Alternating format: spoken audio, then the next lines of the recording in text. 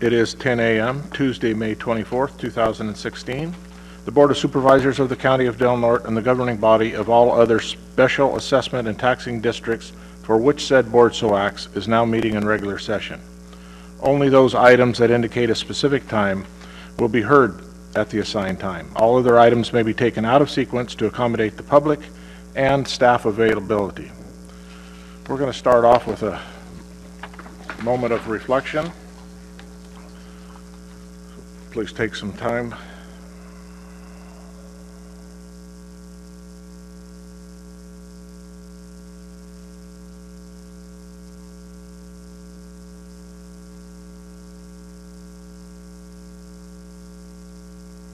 And now, if you will please stand, CAO Serena will lead us in the Pledge of Allegiance.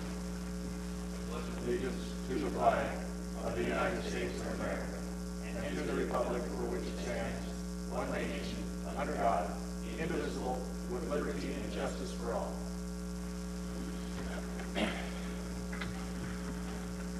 Okay, I understand we have some new employees, so we're going to have an introduction of new employees, please.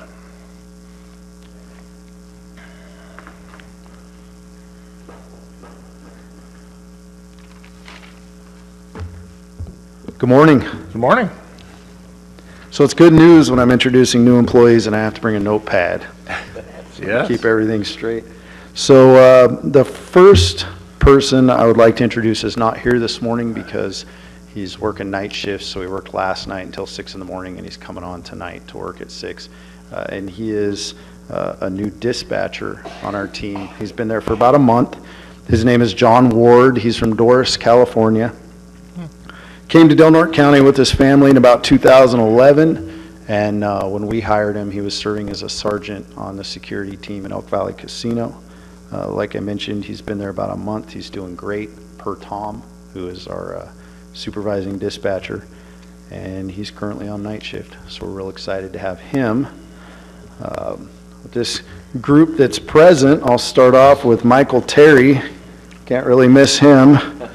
Born and raised in Del Norte County, high school graduate, graduated from Boise State, 4-year degree in social science with an emphasis in criminal justice and a minor in military science.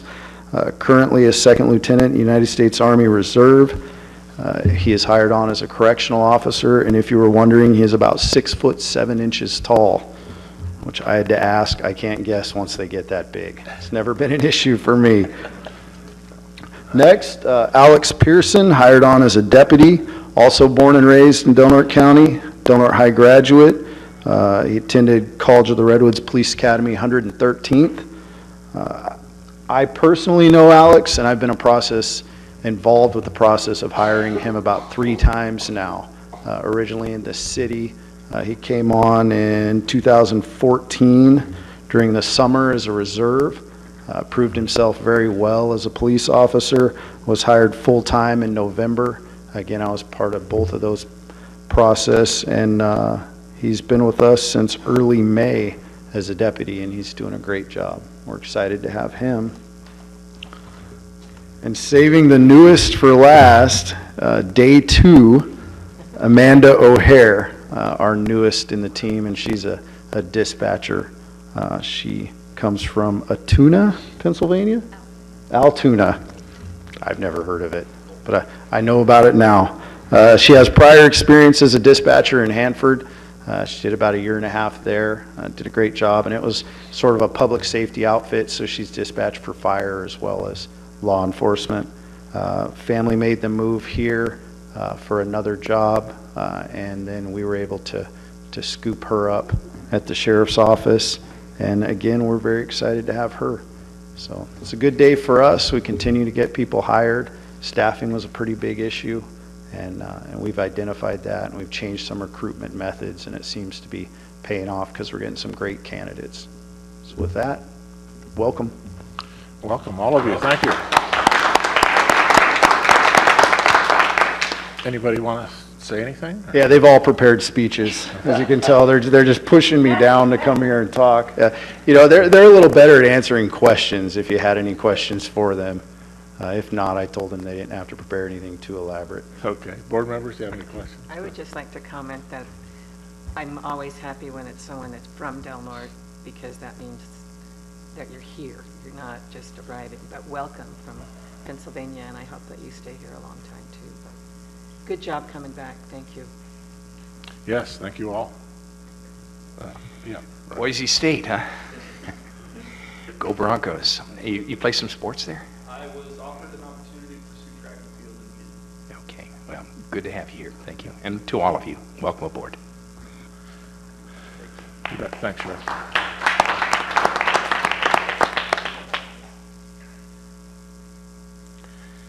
Any other new employees, introductions? We will have Brett Fabry from the Highway Patrol will be showing up a little bit later. He's going to be our new commander for a period of time. I'll let him talk to that. And when he comes in, I'll bring him up to let him introduce himself. County Council, any actions from closed session? No reportable action. Okay, at this time, I would request any deletions, corrections, or additions from board members. In order to add an item to the agenda, the matter must have come to the attention of the county subsequent to the posting of the agenda, and the matter requires action before the next regular meeting of the Board of Supervisors. I do have one item, number 19. It is in your posting is probably, or excuse me, in your printout is probably correct. But in the posting was incorrect. It was the item what said the Border Coast Regional Airport Theater, and it is actually the Border Coast Regional Airport Authority. So that is just a correction in posting, but probably is printed out okay on your printout there. But I do need to make that report. Are there any other items? Okay. Seeing none, we are going to move on to brief reports or announcements from supervisors, and we are going to start with Supervisor Howard.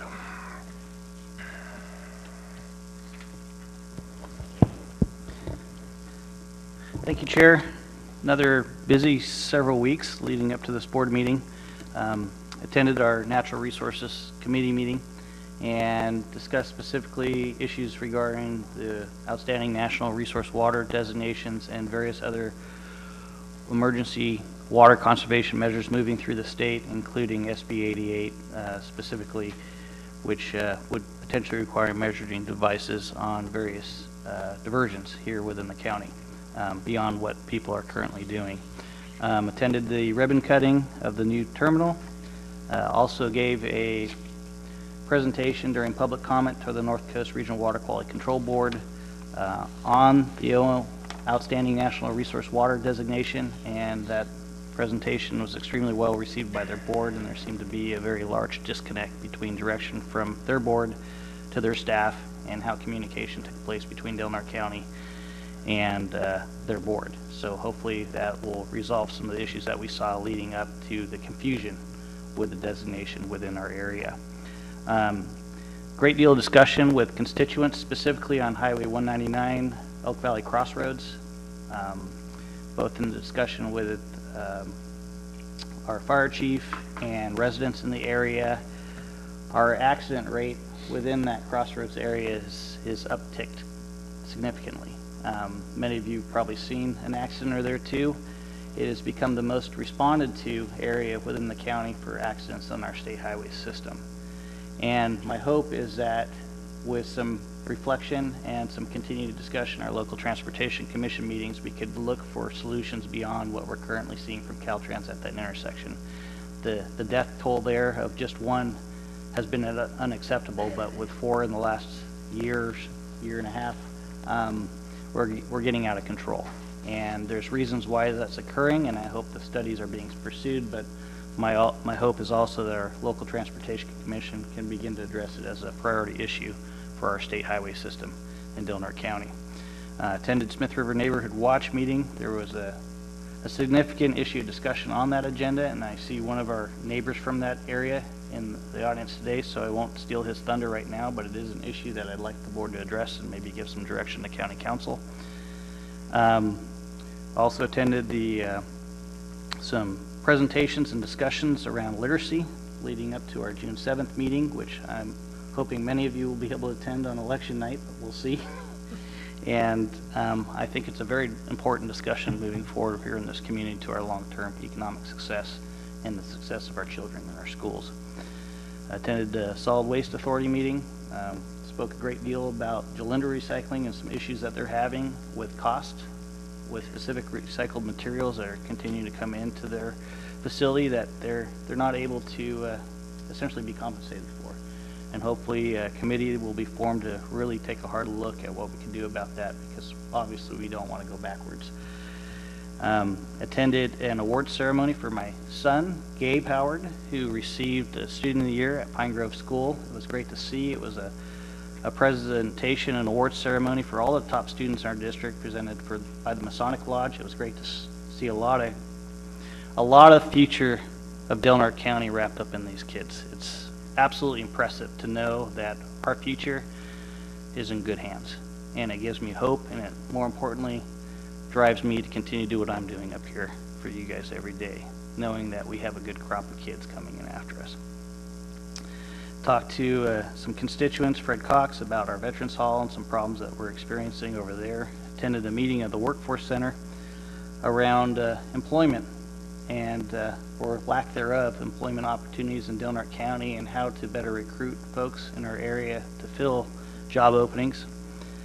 And then lastly, I wanted to touch on a presentation that I attended in Humboldt County on the gray wolf and problems that they've experienced there since 2008 as populations have begun to take a foothold in that area. As many of you are probably aware, we had our first breeding population of gray wolf establish themselves in California last year. Male and female came into Siskiyou County, our immediate neighbor, and had quite a few pups. This has been going on in Oregon for quite a bit longer, and they've had quite a bit of science and research around the issue. Presenting at this meeting that we attended and hosted by the Buckeye Conservancy was John Williams, and John's been studying the gray wolf and its impacts specifically on ranching and cattle within the state of Oregon. And what they found since 2008 is a substantial impact on that resource and on ranching within their communities that have gray wolf in them, to the point where ranchers aren't able to see an economic benefit to doing this anymore in some cases. And his suggestion during this meeting was basically, before the problem hits us, which it will, is to begin those important discussions with our Fish and Wildlife Service and also our Fish and Game Commission, and have a real understanding of what those impacts might mean to us, because they will be here. And what we don't have that Oregon does is a strong population of wildlife, specifically ungulates like elk and deer are very strong populations of Oregon. Here in California, not so much. And the wolf are extremely intelligent, they're extremely cunning, and they figure out how to get to where they want to feed, period. They're absolute killing machines, and they're smart about how they do it. And so the impacts that they've seen have obviously gone to the easiest prey source, and that's really dialed in on domestic livestock and domestic pets. And it's a strong fear of ours. It's one that was reflected on quite a bit by the Director of Fish and Game during some public comment that Jerry and I heard last year. But I think it would behoove us, Jerry, as we begin to continue to have these conversations in our Natural Resources Committee, to begin to open up those conversations again with the Fish and Game Commission, because it's obvious to me that we will be impacted in the near future. Yes, thank you. Supervisor McClure.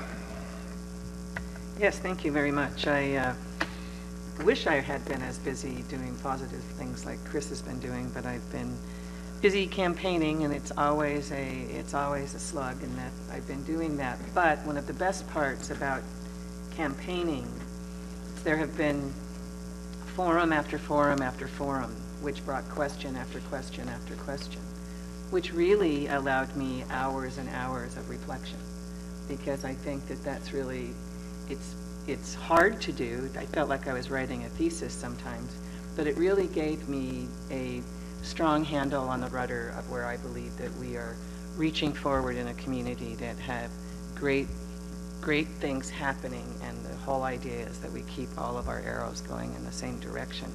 So I too was with the solid waste, and I'm very happy that we finalized the contract to extend Hambro's their contract into I think it's 2035, and that really gives some security to the business and to some security to the employees, which ultimately gives security into buying houses or buying cars or opening shops, that kind of stuff. So it's a nice driver in our community. Redwood Coast Transit Authority, our new manager is here. He's very engaged. I think we're going to really like him. I know they're looking desperately for bus drivers to train because they have a lot of openings. So if people in our community, there's another nice job to have that pays fairly well.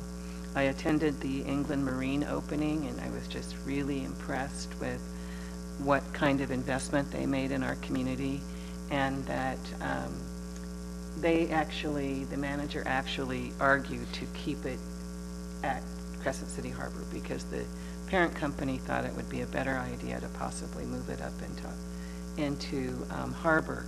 So I think that there's an example of some great strong things that we're doing in the community. I had my phone conversation with EMS. I've touched a little bit of base with our local ambulance service about contracts. And then I attended all of the different forums, and in my spare time I had my battery replaced in my Prius, which meant a week without a car. So I've had an active couple of weeks. I just want to say that I think don't toot our horn loud enough as a county, as a community, of the great things that we're doing. And I just want us to keep our eye on the ball and move this puppy forward in a positive manner. Yes, thank you. Supervisor Finnegan. Thank you. I too had a few meetings, and of course stayed a little bit closer to home. Gonna second what Supervisor McClure said about some of the positive things this community's been doing and having to campaign, and the amount of energy that it takes just to combat the blatant untruths that are out there. But anyway, be that as it may, a lot of good local meetings. First one was Children and Families Commission meeting, first 5. We talked about alternates. We already approved to expand the committee, but before we do, we want to make sure that people really are engaged and really want to be there. So there should be some applications to apply for an alternate position on the Children and Families Commission, so anybody that's listening, please do that. We also talked about the Family Resource Center and some of the programs that we are fostering out there, and just doing some excellent work with children and families. Klamath Chamber went down there and had a nice talk with chamber members. Part of the common theme is having to tell the truth, let them know what's really going on, some of the fear-mongering that's going on. It's just not at the federal level, it's also at the local level. And they were very appreciative of some of the progress that we've been made and the attention that this board pays to Klamath. Had our meeting of the Homeless Coalition, myself and the sheriff and a few others. We've expanded by a couple. I think we got the RHS now involved as well as the vets. And rather than seeking all the headlines, we're just seeking on doing the job. And eventually we'll hit the headlines, I'm sure, with some success stories. But it's going to be that one at a time. There are some methods that we have in place, and developed a new survey identifying who's local, who's not, what kind of services, the people that want the services, and you're going to see some great successes here in the near future. Had a local transportation commission meeting where we talked about some of the priorities, staying on track with some of the priorities, speaking towards, of course it's always 199, but it's those new things that are coming up, whether it's the second phase of Elk Valley Road, whether it's Elk Valley Crossroads, as Supervisor Howard talked about. So a lot of very good things. In fact, there's one that I'll tell you a little bit what's going to happen tonight too. Went to the Vets Hall for the Realtors Forum, and unfortunately it was well attended at the end. In the beginning not so much, and they didn't have a sound system, so we had to speak up. But hopefully the truth is what people heard. It's always a nice concept. and went to the ribbon cutting at England Marine. A perfect example of economic development and of a company that has been here for a while, reinvesting in this community. Was well attended and a great asset to this community. Went to the, had an airport JPA meeting where we voted on and I signed the contracts for the next phase, which is the first phase of the terminal project, where we're going to be putting in the sewer and the water and the some of the infrastructure prior to building the walls on that terminal. Had the opportunity to speak to both SEI unions, SEIU rather, the local employees union, as well as the IHSS workers unions. Always a nice opportunity to answer questions and do away with assumptions. Had a CSAC finance call. Again, the theme was staying close, especially because of election time, but did not get to participate in a couple of meetings there with the Finance Corporation. Did not get to attend the State Association of Meetings legislation days, where there was a heck of a push on transportation and some rallies at the Capitol last week. But be that as may, fellow supervisors from all over the state are still carrying the water on those issues. And then had the airport groundbreaking, and I want to thank everybody that participated. It was one of those things that Supervisor Howard said we don't toot our horn enough, our own horn, or celebrate our successes, but the feeling there, it was something I haven't felt in a long time, which was it was extremely positive by everybody that attended and by everybody that was involved. And for those people that said it couldn't be done, and there were plenty of you, for those that think that we still don't have our priorities straight and we need a runway extension, for all the naysayers, it was a testament to perseverance. Having to, after being in the process for 10 years, having to redesign the terminal and relocate that terminal because of some mitigation, I think some frog tunnels and things like that. But it happened, and it is happening, and it is extremely positive and a bright outlook for us for transportation needs as well as economic development. Went to the Crescent City Chamber Mixer. I thought I was State Parks, National Parks Chamber Mixer for Caltrans. We go to the different stations, but it really was done well. It gave them an opportunity to expose all their departments to the public, and it was nicely done. And then I mentioned, and I'll say it now because it's going to be 2 weeks before we report out again. Tonight there's a healthcare meeting, and it's going to take in a myriad of issues, but the one that I've been working on with the Local Transportation Commission, not in the headlines, is what they call repatriation. So people have been complaining about Sutter Coast flying people out. Well, what people don't understand is when a patient gets flown out, it's still a patient of Sutter Coast, and it's Sutter Coast's responsibility to bring that patient back. They haven't been doing a good job of that, as we well know. It is also under the purview of the healthcare district, who receives taxpayers' dollars to be involved in that discussion.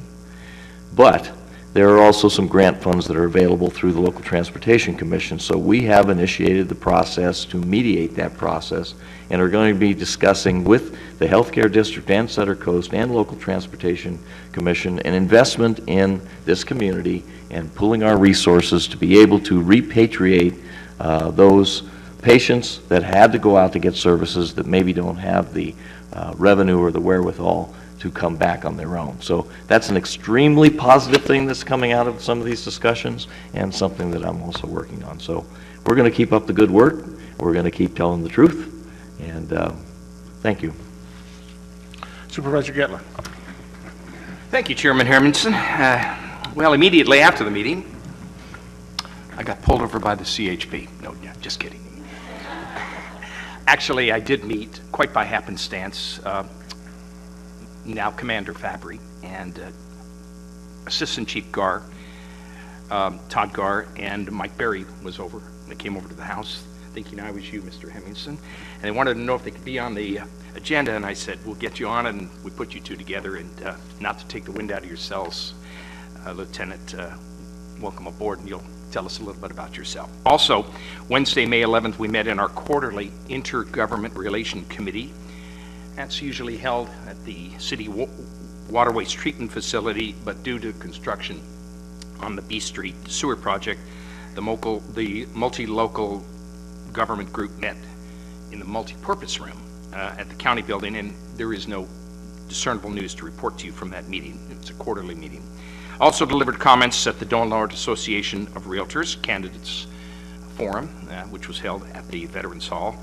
It's yet another opportunity to learn the differences between all of the candidates running for the 3 respective supervisorial races. I've encouraged anyone who is interested in what I have to say to please contact me direct. My cell phone is a public record. I'll repeat it again, 951-6361. Call me, I'll be happy to talk to you.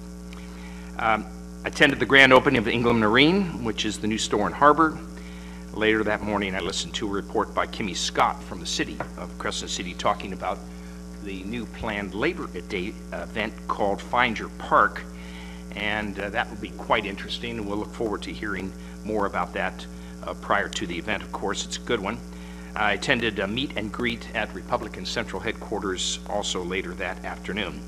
Saturday, April 14th, Angela and I attended a fundraiser for Redwood Arts, the gallery over in the harbor. Later that morning, we met over at the fairgrounds visiting with exhibitors and visitors at the Home and Garden Show. And still later, fundraiser for Lori Cowan, running for supervisor at the North Coast Grill. Tuesday, May 17th, I was honored to speak at the Masonic Lodge number 45. That's the Student Academic and Ethics Excellence Award presentation. Local attorney Bill Gray makes the contribution, the financial contribution, over $3,000, giving out to each of the 12 district schools, and I think there's one additional school also in there, $100 for each male and each female student, then overall a $250 scholarship to the overall winners from the district. Wednesday, we attended our monthly Redwood Coast Transit meeting where the authority selected its new public member and welcome aboard Jake Smith from Smith River. At our last LAFCO Commission meeting, which was last night, we opened and continued the public hearing on the Hunter Valley CSD, the Redwood Park CSD, and the Klamath CSD. Also approved a budget and renewed the contract of Executive Officer George Williamson. Handled a number of constituent issues, also did a little bit of door knocking, which I plan to do after today's meeting as I seek re-election for your supervisor in District 1. That's my report. Thank you. Well, I also had several meetings. A lot of them were already mentioned. I'll go through them very quickly. Started out with a conference call and an update from our whale entanglement group. As was mentioned, had a local transportation commission meeting. I did go to the candidates forum at the VFW hall. I attended the England Marine grand opening, I guess you would call it, and most people would call it a ribbon cutting, but in this particular case it was a piece of crab rope. So that went off very well, and as Martha put it so nicely, that it's really nice to have that company here. They're well-grounded and a good company. Had a meeting with staff on the Hurdy-Gurdy Creek Bridge replacement, and then followed up with a call to Merv George, our National Forest Service supervisor, because we need a special use permit. So that ran into some issues, and hopefully we've got those taken care of. As Supervisor Finnegan said, we had a special Border Coast Regional Airport Authority meeting, and then I think followed up the next day with the airport terminal groundbreaking, which was a great event. Nice to toot our horn on that little thing. Had a agenda review, had a RCD meeting in Smith River, and as Supervisor Howard said, we had a natural resources meeting, which seems to always include all things water, but in this particular meeting, not only did we have water, but SB 1396, which is the Intercoast Range Conservancy, we have some issues with, and we had Jason Lyle, who is a representative of Senator McGuire, on the phone, so we could talk about the issues that we've had. He's going to address those, and we will have continued meetings. Last weekend, I attended the Chico State College graduation for my goddaughter, Brianna Wakefield. Very proud of her. It was a great event. She is the daughter of Doug and Tammy Wakefield, so it was nice for family and friends to get together for that. And as Supervisor Gitlin said, we did have a LAFCO meeting, a couple of public hearings, approved the budget, as well as George Williamson's contract, and I had some calls about mosquitoes. So I called the Ag Department, and they do have spray available. I know that there's mosquito issues in this county at times. They will spray for you. There is a charge for it, so you need to discuss that with them, but you can call out to the Ag Department and they will try to fix you up. And with that, since we're running just a little bit behind, I'm going to ask for public comment. So if there is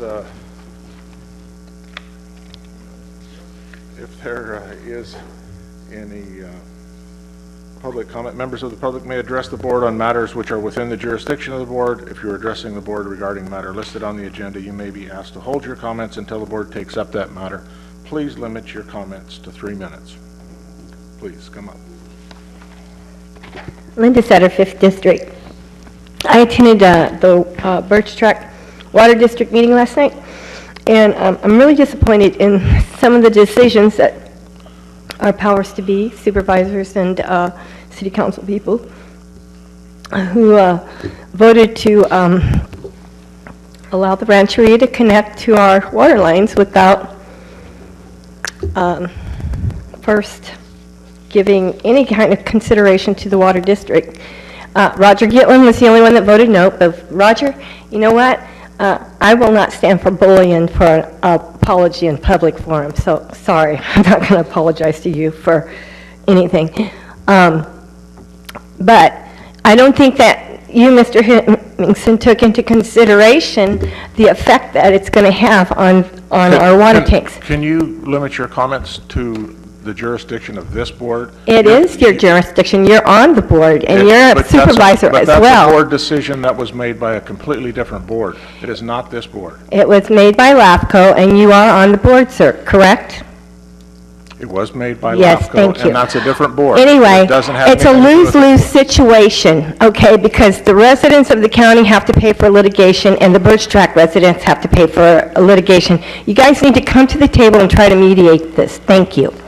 Thank you. Any other public comment?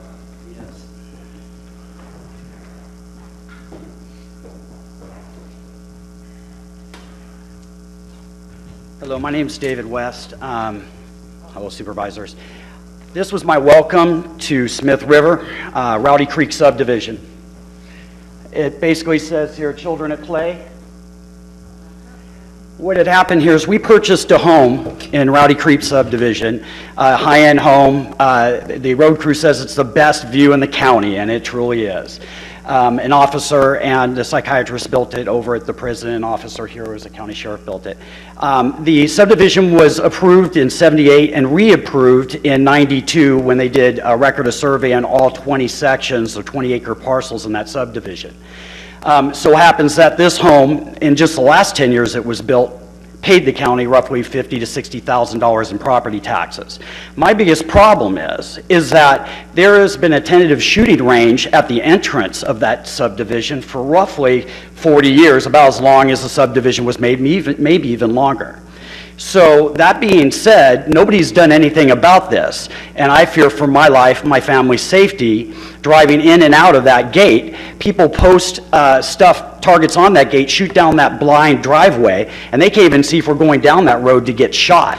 My daughter refuses to bring my grandkids up there because it is that dangerous. We've gone down there, go to open the gate, and people won't stop shooting. We got rounds splashing feet, yards from our feet.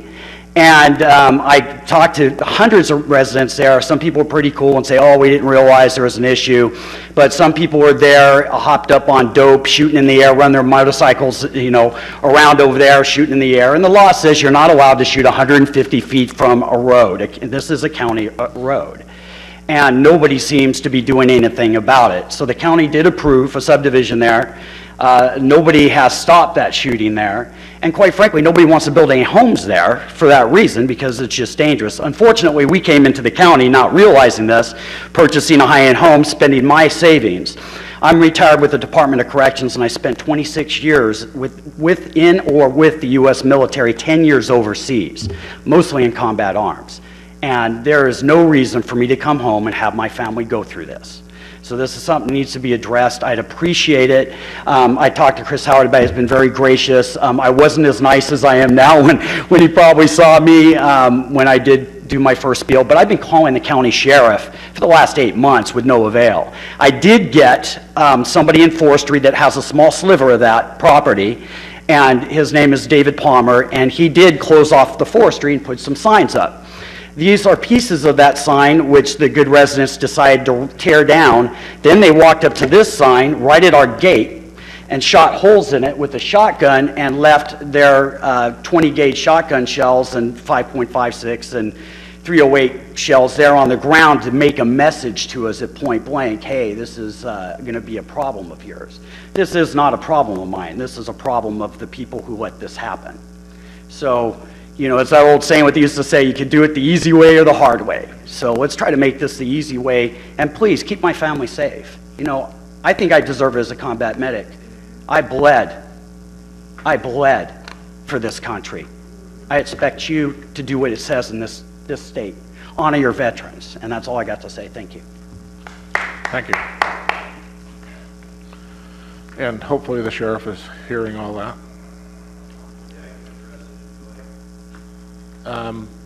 Maybe later, if you don't mind. And when we bring this up later, I'd like the board to give some direction, possibly to county council. Okay. Okay, any other public comment? Okay, seeing no other public comment, then I'm going to close the public comment period. And I saw that our new CHP commander walked in the door, so I'd like to ask him to come back and introduce himself, maybe say a few words. Brett, good to see you. Nice seeing you again. Good morning, members of the board. Todd Garr was actually supposed to be here with me, and he probably could walk in at any moment. But I just want to say good morning. My name is Brett Fabry. I'm a commander with the California Highway Patrol. And as most of you are aware, there's been some change of the status of the commander up here in Crescent City. I've been asked by my department to take over the Crescent City area. Currently, right now, I'm responsible for the Garberville and the Humboldt CHP area. So I'm stretched pretty thin, but they have a lot of faith in me, and I hope that you do as well. So you might have the question you know, what are your expectations, and so what can you expect from the Highway Patrol? And I'm here to tell you, you can get the same level of service that you've gotten in years past. You will not see any change in the level of service that you will get from the Highway Patrol. We are going to respond to the needs of the community. If you have anything that you want to bring forward, please call our office. Make sure that that is addressed. If it's not addressed by somebody at the office, then feel free to give me a call. I know that Mr. Hemmingson and Mr. Gitlin both have my number, and I can give you that as well, so that we can take care of those problems. So we can have some open lines of communication, make sure that we're all on the same page. I'm a public servant. I'm here to serve the public, and I have a great squad up here in Crescent City. They're a very dedicated group, and I'm very proud of the group that I have up here, and they are here to respond to your needs. And then the last thing I just want to say is I want to say thank you for your commitment to the Highway Patrol. We are a very professional organization. We take pride in what we do, but that comes from the support of the community. It comes from the support of you, and so I want to thank you for your support for the Highway Patrol. And I look forward to a strong working relationship, and I value that relationship. And if you have anything, like I said, that you would like to bring forward, please do so. I'm open to discussing it, to the whatever resources we have that we can afford to assist you with whatever problems you're having in the community. Is there any questions I can answer for you right now? Roger. Commander Fabry, welcome aboard, and I so appreciate what your predecessors have done in working with us. Never once have you failed to adhere to a particular problem that we've made you aware of on some of our streets where there's been some speeding or some other kinds of illegal activity involving your department. And I just want to say thank you on behalf of those people who live in those neighborhoods for continuing to do that, and it makes our community safer. So I know that's going to continue with Mike Berry, and before that with all of the predecessors we've had in the last several years. We've been enjoying a really great relationship, and I'm looking forward to continuing that. And again, welcome to Crescent City and Del Norte County. Excellent, and thank you for inviting us to your home. I believe that was last week. So you might want to ask, I said temporary, so I'll be here temporarily. Well, here's the status of how the Crescent City Command is running right now. Right now, there is no lieutenant's exam. There's an exam that's taking place, but that list is not completed yet. So I will be in place until at least mid-July. Well, at that point, they will eventually make a selection for a commander up here with a effective starting date of September 1st. So between now and the selection of that person, and I'll be up here to introduce that person as well. It'll be me in the interim, and then that new commander you can expect will be here for at least 2 years. That's the new minimum standard for a commander assigned to an area. So I think that hopefully it'll be somebody that's connected to the community. I'm hopeful that it is, but I will be back to introduce that person as well. Great. Anything else? Yeah. Well, thank you. Chris? Yes, Mr. Howard. Brief comment. Yes. You guys do an incredible job out there, and sometimes I know it's unrewarding, but you got to give a pat on the back, and I want to give it to 2 of your officers. Officer Dyke does an incredible job. More importantly, in community outreach, he just did some work for Alexander Dairy yesterday, which was long overdue and needed. And then Officer Navarez, his participation in the Smith River Neighborhood Watch meetings every month is absolutely critical and goes a long way to helping secure that community. Excellent, and we'll make sure that we continue to do that as well. Thank you. Yeah, and if there's anything else that you think that we should be involved in the community, please let me know, because I want to make sure that we have somebody at some of those community events that you were just talking about.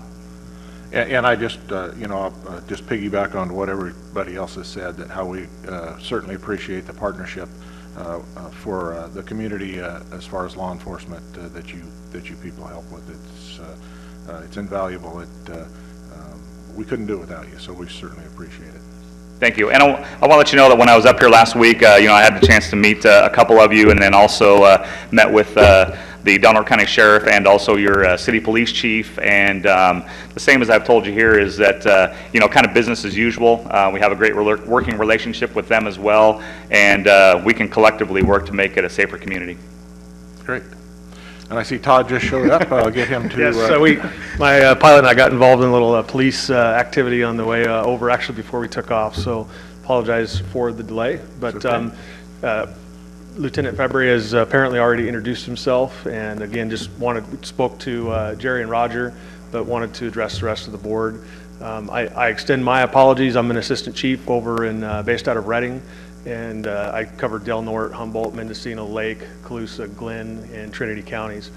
And I know we've had a bit of a revolving door recently with commanders, and Brett is 2/3 of my sector right now with Garberville and Humboldt, and now Crescent City added to his plate. But as I had mentioned to Roger and Jerry, I should have a permanent commander selected by mid-July with official report date of September 1st. And up until that time, Lieutenant Fabry and hopefully soon to be Captain Fabry will be holding the fort down for us. So it brings a lot of local knowledge, and prior police officer with the city of Arcata, and be a very good resource for not only the squad but the community as well. Todd, thank you so much. Maybe since this is being recorded, maybe you could give your full name and your title for everybody else who's listening. Roger and I certainly know who you are, Sure. But maybe not everybody else. No problem. I'm Assistant Chief Todd Gar, based out of Northern Division CHP office in Reading, and what they refer to as the West Sector Commander. Great. Thanks so much for showing up. Thanks for introducing yourself. Board members, have you got any questions or comments? More? Right. We really appreciate it. Like I said before, you guys are wonderful to have around. We really appreciate your presence. Thank you, sir. Okay. Thank you, Member. You bet. Thank you. Okay, before we get too far behind, actually, Sheriff, if you would come up maybe and address the issues with the minor defacing of signs and things. And I say that, yeah, a little. So it's a pretty serious issue. Yes. You know, there's the point of view from a lot of community that have been here for a long time. They feel like that's sort of an outlet to go shooting at. It's obviously a concern. I'm not sure what Mr. West meant with the 8-month. I heard about this just 3 weeks ago. Mr. Howard provided my phone number to the West. We've been communicating, I feel, effectively, whether by phone call or text, weekend, before work sometimes. I've personally went up there 3 times. We took enforcement action once with myself and my commander. All in that period of time, we've increased patrol. I'm working with 2 people on my staff to develop an educational front for our community. I really think that's going to be the issue. Folks have been allowed to shoot there for so long that they think that they're allowed to shoot there. And the reality of it is they're not. We're going to have to take enforcement action. We need to get phone calls when people are there. When I went there, it was the end of last week. There were folks setting up. They hadn't started shooting yet, but they were setting up to shoot. And, you know, we took enforcement action there. I'm not too sure where there's a breakdown in communication now. Things seem to be on the right track. We're just going to need to be contacted, you know, when folks are there actually shooting or getting ready to shoot. I've spoke with additional people on my staff about setting up some sort of game cams there.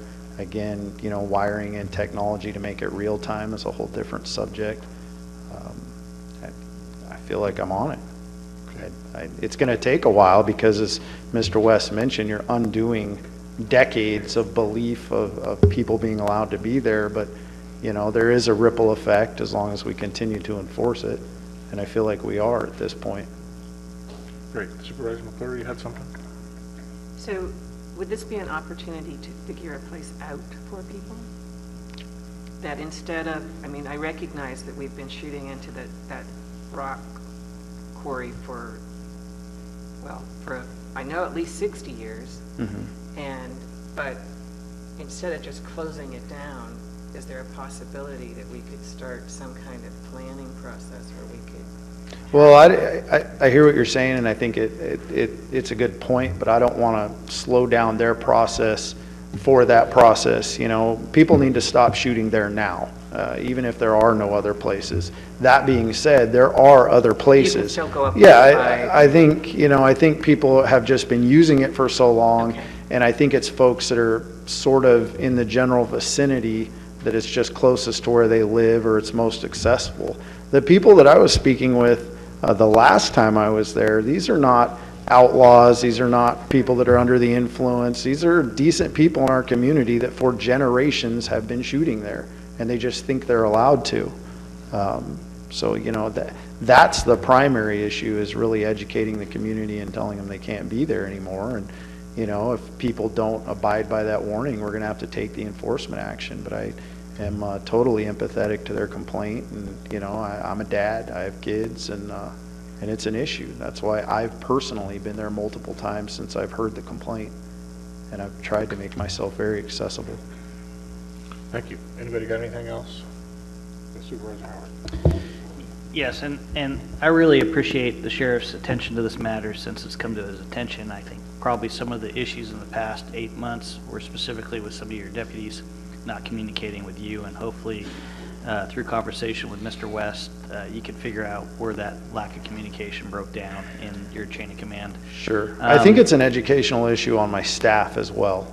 You know, I think, again, when something's not been enforced historically, you know, there's a culture change across not only, you know, the residents and the community, but also law enforcement. So we are attacking that issue.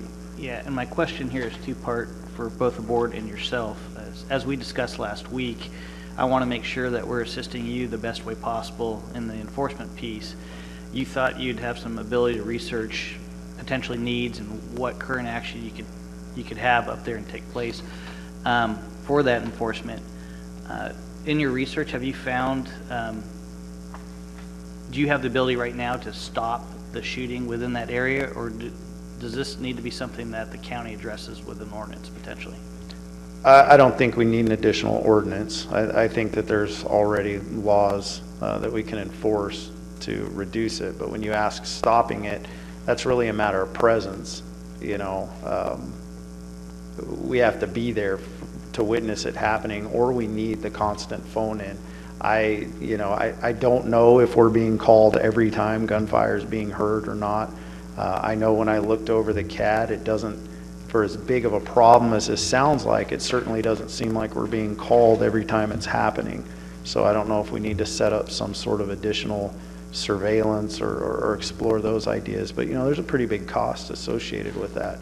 So I think that there's ways to reduce it to the point where eventually it's going to stop. But if we want to make this an overnight, you know, resolution, then you know, I'm going to need funding to station somebody there, you know, for the next several weeks to let everybody know that's showing, or we're going to need to look at some sort of technological. I mean, signs are great, but you see what happens to signs. People use them for target practice if they don't think any enforcement action is going to happen. So between contact from the reporting parties, between some sort of secondary or primary surveillance system or something that expedites the communication, it's been my experience, if we get called, whoever's going there to shoot, I mean, these aren't people just showing up to shoot 2 or 3 rounds. They're setting up and they're going to be there for an hour or two. So if we get the phone call and we respond, we should be able to take enforcement action then. Again, if my staff isn't showing up, you know, this is news to me. That's definitely something I look into, and I've had this issue in the past and I've remedied it, but this is sort of new on my radar, and I feel like we're putting a lot of energy into it. Great. Really Thank you, Sheriff, for addressing this on the spur of the moment. Sure. Appreciate your input. Okay, thank you. Okay, we're running considerably behind, so we're going to move on to our 10:30 timed item. We have a presentation by John Pritchard, who is the General Manager of Del Norte Ambulance. He is going to give us an emergency medical service update. We're actually going to start off with Mr. Salmon. Oh, I'm sorry, he's not listed here on my... No. How diplomatic. Ron, thanks for showing up.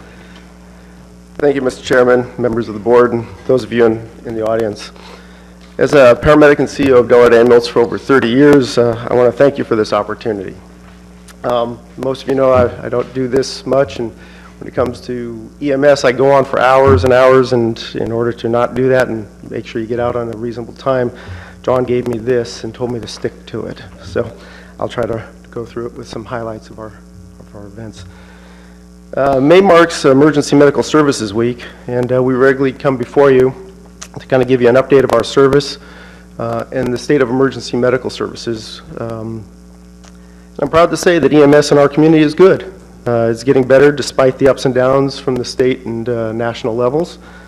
Del Norte County residents and visitors are calling on service more than ever. That's good news and bad news situation. While it certainly presents challenges, we believe it also indicates a high level of trust that has been earned by our local first responders, firefighters, emergency room, and Del Norte Ambulance.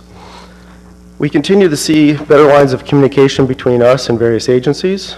Training continues to be very effective and continues to grow, with more on the way. Our mutual aid agreement continues to work well within the region. We also believe there's better understanding from the community of the challenges facing countywide emergency services. I think all of us know the pressure and dedication the Sheriff's Dispatch is faced with every day. We know the devotion made by our volunteer firefighters who respond at all hours and all weather. And the community knows and respects the Del Norte Ambulance EMTs and paramedics who send long shifts away from their home. This past weekend, we hosted the second annual First Responder Appreciation Day with approximately 15 agencies took part in some first responder training, shared what equipment and capabilities are available in our community. They were able to take part in a number of trainings, and afterward the public was welcome to see the equipment and speak with the responders. It was a pretty good turnout. And as you may know, Del Norte Ambulance this year purchased and presented to local fire departments the Lucas CPR Assist device. These machines provide high-quality, continuous CPR for patients who are suffering from cardiac arrest. It gives them a much higher chance of survival than ever before. These machines can basically work very long. We recently had a deployment of one of them, and the paramedic on the field reported that the scene was smooth, calm, got to the hospital, the code was able to continue the run without a lot of the changing out of personnel on a regular basis, so it was a great success. The fire departments that have these went through great training and are ready to respond when needed. They weren't cheap, but I believe it was the right thing to do, and keeping with Del Norte Ambulance's long tradition of doing the right thing even when it doesn't make the financial sense, it was the right thing for us to do, and to give back to our community that has given so much to us. Of course, not everything's perfect, and speaking of not everything perfect, I'm going to give you John Pritchett, who will go over the rest of it. How's that bus feel? Nice segue, Mr. Sandler. As Mr. Sandler said, EMS in our community is solid, but there are challenges that we face in the future, in the very near future, ranging from changes in our local medical situation to new state regulations to still unforeseen impacts of the Affordable Care Act. But perhaps the biggest issue facing our company is one that every employer in California is facing, and that is a dramatic rise in employee cost. As you know, Del Norte Ambulance, our crews do not work 8-hour shifts, they work 20-plus hour shifts. And that means our straight time costs are going to go up, and our overtime costs are going to skyrocket. Del Norte Ambulance has not requested a rate increase since 2010. However, we must report that in the near future, we do expect to come before the board and ask for approval in a raise of our charges to keep up with the many increased costs that we face. At the same time, the ambulance industry, and in fact the entire medical community in the state of California, continues to struggle with the unfairly low reimbursement rates for Medi-Cal patients.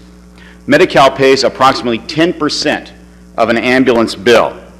And please note that Medi-Cal rates have not increased over the past 20 years. In fact, they have actually decreased in that time. Medi-Cal forces ambulance companies to cost shift to other non-governmental payers, those with private insurance and those with no insurance whatsoever. Last week, AMR, the 800-pound gorilla of the ambulance industry in our nation, announced it was discontinuing ambulance service in Tulare County, specifically citing unreasonably low Medi-Cal rates. Moving on, the Veterans Administration remains, for lack of a better term, a battleground for medical providers. Payments are slow and sometimes non-existent. Billing is difficult and often, we believe, deliberately incorrectly handled, specifically by the VA office in San Francisco. Now, we are working with U.S. Representative Jared Huffman's office on this issue, as well as Del Norte County's Veteran Service Officer, Aaron Goodwin, who has been a very positive factor in helping not only our veterans, but those firms that serve our veterans. Another challenge we are seeing is that over the past 6 months, Medicare has done something that we and other healthcare providers believe is unconscionable. It is determined that mental health patients in crisis, meaning that they've been determined to be a danger to themselves or others, should be transported to higher levels of care, not by ambulance with a trained medical attendant at his or her side, but via law enforcement vehicle. As Mr. Sandler said at the time, these are medical patients, they're not criminals. And we're working with the American Ambulance Association as well as our local mental health department, and we are strenuously appealing Medicare's decision to the highest levels possible. Now, another challenge we face is one familiar to pretty much everybody in this room, and that's bringing in and keeping good people in our community. Recruiting to Del Norte County can be tough, and finding highly trained and highly sought-after EMTs and paramedics remains a challenge. Del Norte Ambulance started a couple programs 2 years ago to home grow our entry-level employees and also paramedics. Our Explorer program, post 911, has already graduated a pair of EMTs into full-time employees, Devin Degler and Amanda Vargas. And overall, we have 8 Del Norte High School graduates working in the field, kind of a theme for today. We also began a program to home grow paramedics by helping Del Norte Ambulance EMTs go to school and receive the training needed to become paramedics. All this training is done in Humboldt County. That's 1,000 hours of classroom time, and then there's another 480 hours of supervised field work here in Del Norte County for the most part. All in all, it takes about a year, and not everyone has succeeded. However, we are very proud to introduce to you our latest success. A young man who grew up in Del Norte County, started out at Del Norte Ambulance as just a driver, and now is on the streets, easing pain and saving lives. It's a long, hard road, but he did it, and it's with my pleasure to introduce to you paramedic Chaz Davis. All right.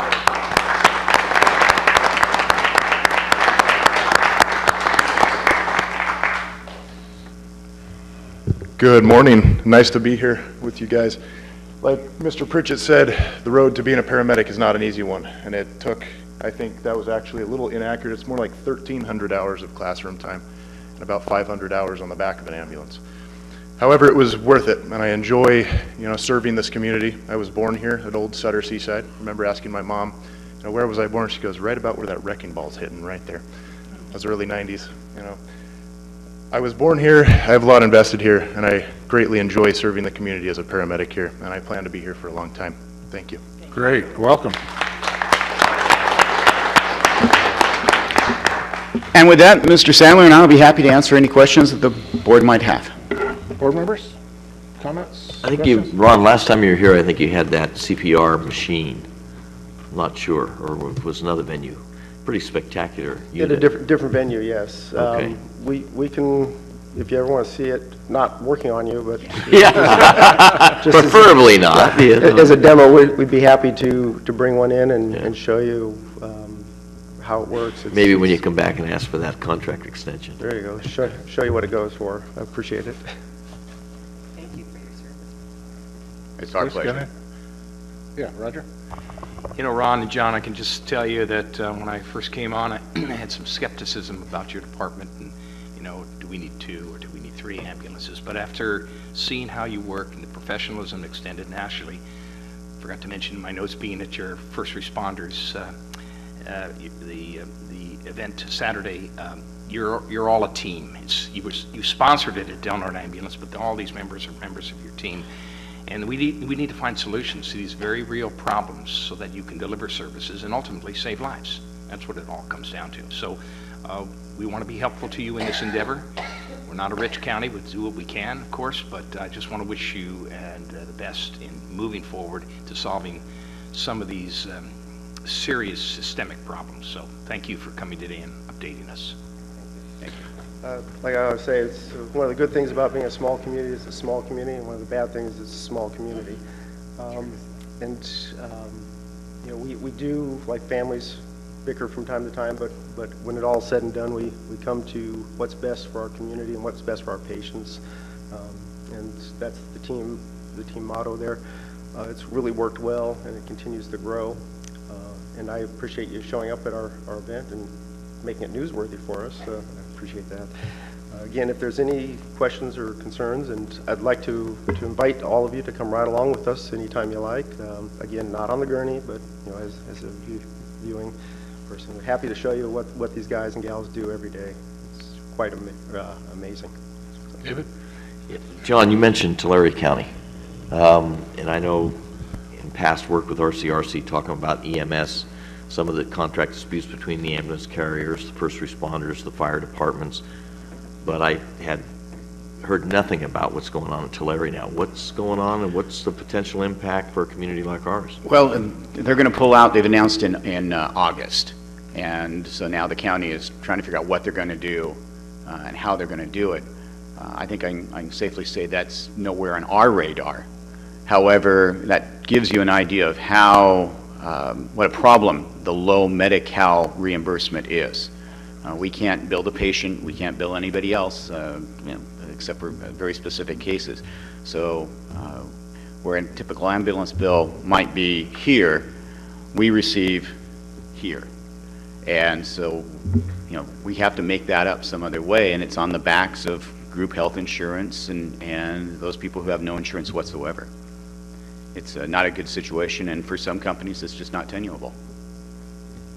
Let me say, we have no plans of going anywhere. We're going to stay strong. We're going to continue. And I think this represents some of the industry problems of, I use an analogy of a rubber band. People want better and better and better, but yet pay less and less and less, and that rubber band eventually breaks. That's kind of where the healthcare system is. And so we're trying to figure out how to provide high-quality service at the best price possible and still maintain the increased quality care that everybody wants. See, I wasn't sure whether it was between the communication and cooperation, which we have excellent here, so I applaud you. But some of those communities were, picking at each other, so who should be the one that gets to bring the wagon, right? That tends to be the problem, too. Yeah. Great, thank you guys, appreciate the presentation. If there's nothing else, thanks Thank guys. you. Thank you all. Appreciate you showing up. Any public comment on this presentation? Okay, we're going to move on then. We have a public hearing. We're going to waive full reading and introduce by title only. Proposed ordinance causing an immediate rezone, and direct staff to bring back the ordinance for a second reading. Randy. Morning, Chair Hemmingson, members of the board. If you recall, this is an item that was previously presented to the board last summer, June of 2015. It was actually presented. This is having to do with the proposed minor subdivision and general plan amendment and TPZ rezone of a parcel owned by the Green Diamond Resource Company. This is the 40-acre parcel immediately north of the prison. It's bisected by Lake Earl Drive with approximately 27 acres on the west, which is in the coastal zone, and approximately 13 acres on the east, which is outside of coastal and is the area that's proposed to be rezoned, general plan amended, and subdivided. Again, don't want to rehash all the details because you have heard this all before, but this is essentially bringing the ordinance back to the board for initial consideration. If there's no issue with the ordinance, we will bring it back to the board for a subsequent hearing where it would be adopted. It would then take effect 30 days after the final approval, and it would be able to effectuate the parcel map, which would create the new parcels and change the zoning from TPZ, as I said, down to a rural residential 2-acre minimum. We did do the environmental, conducted all the planning review. The environmental review committee has recommended approval. The planning commission has recommended approval. We prepared under CEQA a mitigated negative declaration, incorporated all those comments through the review process. And at this point, we feel like we have a project which we can definitely recommend approval for. The project was held up a little bit through the CAL FIRE process through the issuance of the Timberland Conversion Permit, or the TCP. Initially, they went into it thinking that they were going to be able to be eligible for a TCP exemption. Through the course of that, they did find out that they wouldn't get the TCP exemption, but they have secured the TCP, which enables it to come back to the county for final approval. As I said, I don't want to rehash all the details. You do have the staff report, which includes all the environmental considerations that were taken into account. You can see the conditions of approval that have been recommended. You have the attached ordinances and resolutions which have been reviewed by county council. Actually, this has been so long in the works, it was reviewed by Gretchen. So it's been a little while coming, but we're happy to have it before you today, and we're available for any questions you may have. Okay, great. So I will open the public hearing, and at this time I will ask for any public comment. Okay, seeing no public comment, then I'm going to bring it back to the board for questions. No questions?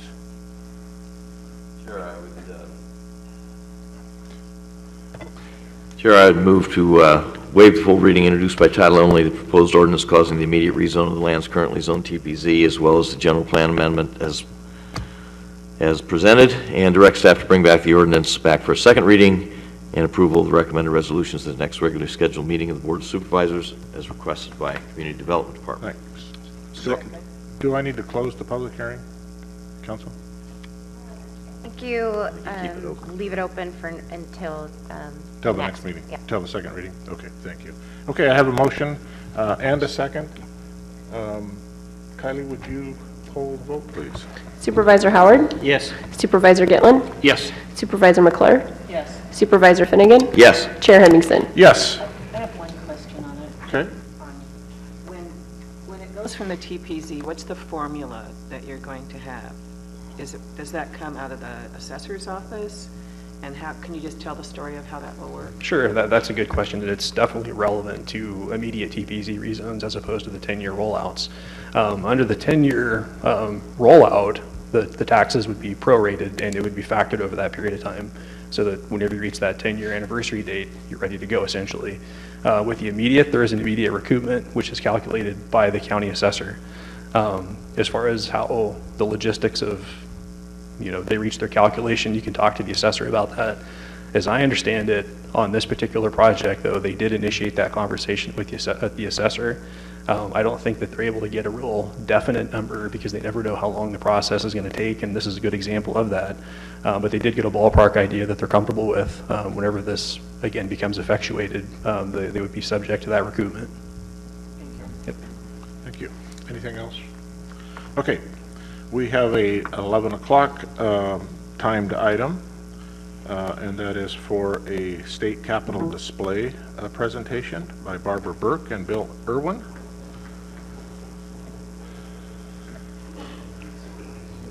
Good morning, Barbara. Good morning. Good morning. Thank you for this opportunity for the California Capitol Building Diorama Committee for Del Norte County to present our proposal for the diorama for the state capitol Del Norte window. We have a very limited time, so I'll be quick. I want to introduce you to the members and their affiliation to the committee. William Irwin, committee co-chair and vice president, retired, vice president, California State Retirees Association, and he'll stand up. Devin Jaco, committee co-designer, owner-operator, Devin Jaco Communications Consultant. Adam Hancock, committee co-designer, film industry consultant. Krista Stewart, committee liaison to Elk Valley Rancheria, historic preservation officer. And not with us this morning is Payawa Bamalan, committee liaison to Talawai Dene Nation, culture development director. And I'm Barbara Burke, co-chair and owner-operator of the Gallery of Arts and Culture, and Barbara Burke Consultant Services. Our mission statement is to design, construct, and install a new diorama in the State Capitol building. Our budget has been approved by the Visitors Bureau, the amount not to exceed $5,000 to facilitate the project from inception to installation. The Visitors Bureau has already paid us approximately $3,500, and if there are other expenses up to $5,000, those will be compensated. I'm now going to introduce Devin Jaco, who's going to explain the illustration and our proposal. Thank you.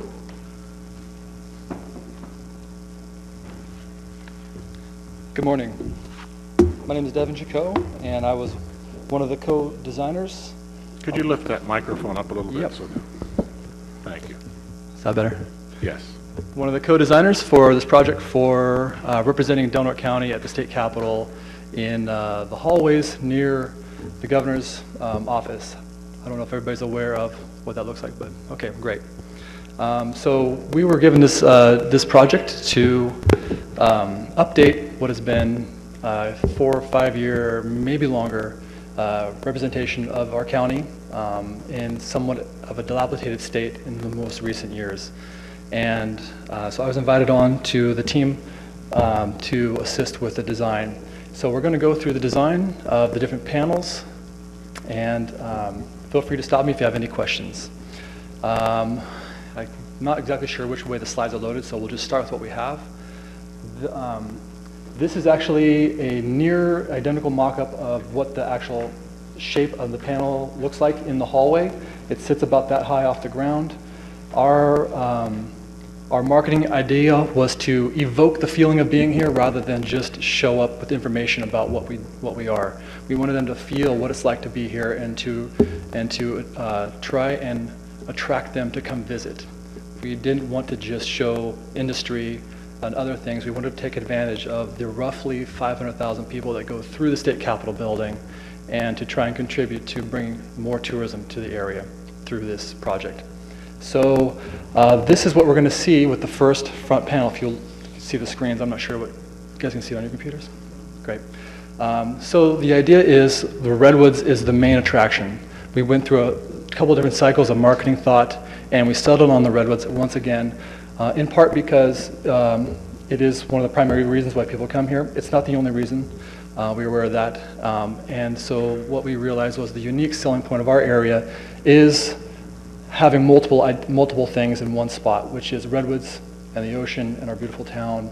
And so we went back to, again, Redwoods meet the sea. And so this is actually, I'm going to describe this for you. This is actually the front panel, and what we're doing is we're printing this onto the glass itself. It's actually a semi-transparent, it's going to glow from the inside. And so no one else in the whole state has done this. It's unique, and we think it's going to be very catchy. And we wanted to show what is difficult to show is that our redwoods aren't somewhere far away. They're right here, right with us. They're, you know, the ocean and the redwoods and everything is all right here. We wanted to evoke that sensibility. And the hole in the middle, the porthole, is actually clear. So what you're seeing right now is the whole redwood and everything will be glowing. It's semi-translucent, and it's going to be lit from within. And then the hole will actually be, they'll be able to view into the back. So the first slide we were looking at is actually the panel B. Thank you. You're good. So the first agenda was to stop them in their tracks as they're walking through the hallway. We're actually catty-corner to the governor's office, as you know. So we wanted to stop the viewers, because if you just walk through a whole bunch of these counties, it's quite boring. We're going to try and stop them in their tracks, and then we want them to come closer and see, what is this? What's inside of here? And so this is when they get closer, they're going to see these pictures we've chosen to represent some of the different elements that are visually exciting and attractive to potential tourists, somewhat unique to our area. We're using the postcards, and those are mock-ups. We don't have the final version of the postcards, but we're using the concept of an old postcard, trying to get them to say, hey, we loved the crabbing at the Crescent City, whatever. So we're going to use the postcards to actually label the photos in a historic or traveling, you know, your great aunt went somewhere really cool and she sent you these postcards, and there you go. Actually, if you go back one more, please. So on the bottom left, you'll see the California state is represented there in the very bottom or center left on the far hand side, and they're on all of those, so it shows you where the state is. Below that is we have a QR code, which admittedly are a little outdated, but for those who want to follow up on that, they'll be able to jump to Explore Del Norte or wherever we want to send them. I just did the QR code and got some French thing.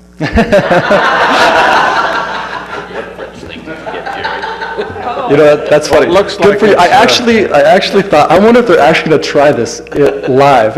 No, that's a placeholder. We will fix that, I promise you. We're about 85% done, so we're near the end of the concept. It's some sort of label of the day, I think. I'm glad someone knows how to use it anyway. If we can skip to the next one, I'll come back to that later. So this is what they're going to see at the very bottom when they look in. This is the shot of the beach. It's actually, so if you're up and you'll be looking down, because you can actually stand here and you look down, it's an angled bottom. And this is just a little bit about the county. A little historical detail and some facts. Okay, next slide. So this is the side on here. Yep. So we're going to have a river side, and it just covers our two main rivers. Yeah, that panel there. So panel C is about the rivers, and just trying to also look beautiful and present some information. And then the other panel opposite to that is the tribal nations, and we had some very helpful assistance from our two tribal representatives. And the last one, if you go one more, maybe that's it. Oh, there it is. So what we wanted to also do is, since it's up elevated, and people will be actually able to look up, and we're going to have it lit from the top and try and evoke the feeling of what's it like to actually be in the redwoods. That first sensibility when you stop and you look up. And so this will be semi-transparent, and the glow will be coming through the light. And then, so if we could go back to there we go, that one, thank you. So also, one of the ideas we had was to leverage the marketing activity going on right now, was to try and take advantage of the Star Wars themed release. And so we're actually going to be having someone go down and work on that. And with that, I'll bring up Adam, who's responsible for that part. Thank you. Thank you. Hello, my name is Adam Hancock, and I'm the film liaison for this particular committee. What I was particularly invited here to was to use the elements that we have here in this photo. We see the Ewok there. For those of you who don't know, that's the character from Revenge of the Jedi that was filmed here. And right below the R in the redwoods, you see the E.T. finger that's lit up. It's a little scary, but it's a very iconic image that most people will be familiar with. What we want to do is to, attract the kids that go there, because during the school year, there are a lot of school excursions that go to this facility. But those assets are still under the approval of the film studios. So what I would like to do is to take this final version with me, present it to the studios, Disney Studios and Universal, and tell them that this is what we would like to do at a minimum. Is there anything else that you would like to provide? Are there any additional assets that you feel comfortable with incorporating in this presentation? And when they see that what a well-presented manner it is, I think they'll be more than willing to provide additional assets to us. But should they not, then we do have other items that are in our possessions that are from the movies that I have acquired from local residents. And if we have the black and white pictures and other items, but these are the two iconic images that we wanted to incorporate. So if we have this particular version approved, I'll take that with me, and then we'll go meet the studios and come back with the final version that we will install. And with that, I'd like to introduce Bill Irwin as our closer. Good morning, Bill Irwin. I'm the co-chair and began this project. I do want to clarify one thing. The actual front, what you're seeing right now is actually a window cling. So it just clings to the window of the booth. It can be taken off very easily. So I just wanted to make that clarification. This design concept has been presented to and approved by the Chamber of Commerce and the Visitors Bureau and funded by them. If approved today by this body, we intend to have this new display installed within 30 days from today in order to have it ready for many visitors that will come to the Capitol building in conjunction with the 4th of July holiday and the California State Fair. Our team has contributed many hours of thought and effort to this concept over several months, and we believe that we have come up with something that attracts the Capitol visitor to our display and then presents them with an interesting and entertaining representation of the beauty, attributes, and culture of our spectacular county. We think that this design will beckon future travelers to come visit the area with personal messages on our postcards. Also, we have attempted to make the design simple and flexible so that future changes to the display, or perhaps the ability to showcase a particular county event, will be both easy and economical. We sincerely hope that you approve our work. Yes, thank you. Looks pretty neat. Comments? I just have a question. I think it's such a cool idea, but then I worry about the bureaucrats that take care of the building. Do they have design approval on this? No. We have complete freedom? Yes. Perfect. How exciting. We're going to set a trend that's going to Be like the Post-it notes. We think so. And I have dozens of Crescent City Crescent City postcards from the 20s to the 80s. Yeah, I thought this was going to be an easy thing to do by myself. This has been very difficult, and our team members have contributed an awful lot to... So if you need postcards, Chris, you got something? That's what I'm talking about, flexibility too. Yeah. I'm really proud of you guys. It always takes a team to spearhead an action like this, and it is super, super cool from somebody who served on the Chamber of Commerce for a very long time to see the initiative out of your group to make this happen. knowing what those displays look like, as we all do down there at the state capitol, you are gonna set a trend and knock it out of the park. And I'm really, really proud of the work you've done. Roger? Yeah, Bill, come on up to the stand. I'm a little confused, because I sat on the Visitors Bureau, and we voted. It was a split vote, but it was 3,800. That was our initial. This has caught me as a bit of surprise, this $5,000 figure. Not to exceed 5,000. Well, no, the $5,000, anything with 5,000 to exceed. It was 3,800 was our budget on this at Visitors Bureau. Now, I'm bringing this to your attention because I had a call and a discussion with Jeff this morning, who also said that he's not aware that we are budgeting a penny over that 3,800. And there was some considerable discussion about even lowering that amount. Not that I don't believe this is a great project, but we do have other constraints on our budget.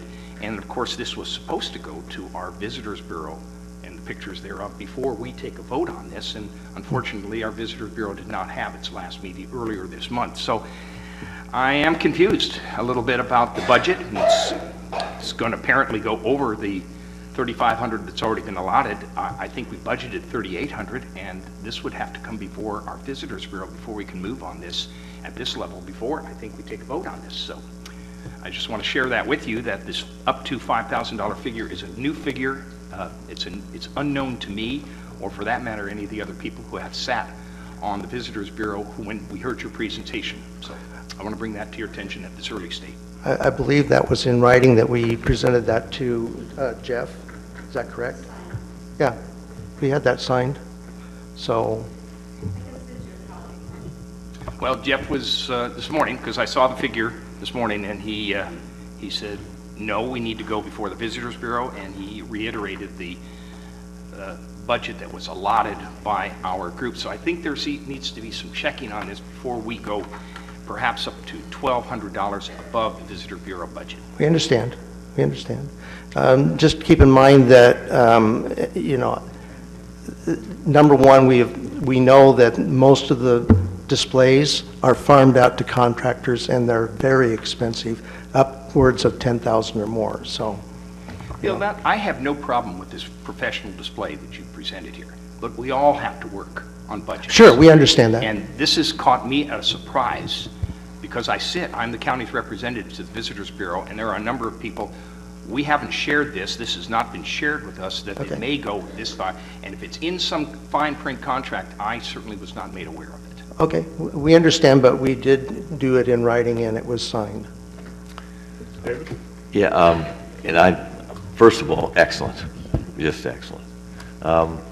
Start with a question. So are the postcards, you're going to rotate those, or is that what's going to stay there? I didn't get that. We've made the hangers for the framed pictures. Yeah. Those come off. They come off like with Velcro. They'll just come off, and they can be replaced with different postcards, different pictures. So somebody wanted to see a salmon or fish on or something like that. No problem. Or I didn't get represented in the display. Why not? We can put their picture in.